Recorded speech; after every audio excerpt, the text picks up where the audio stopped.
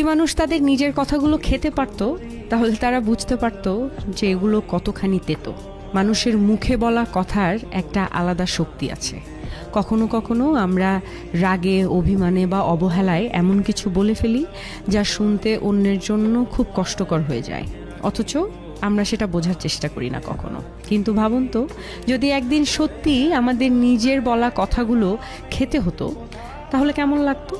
মিষ্টি বা ভদ্রভাবে বলা কথা হয়তো সুস্বাদু লাগতো, কিন্তু কটূক্তি, অপমান বা কষ্ট দেওয়ার মতো কথা হলে সেটা হয়তো একেবারেই স্বাদে তেতো আর গিলতেও কষ্ট হতো। তখনই হয়তো আমরা বুঝতাম আমাদের জিভ থেকে বের হওয়া প্রতিটা শব্দের কতটা ওজন আছে, আর তা অন্যের হৃদয়ে কেমন প্রভাব ফেলে। তাই কথার আগে একটু ভেবে বলা জরুরি, কারণ কথার কোনো ওষুধ নেই।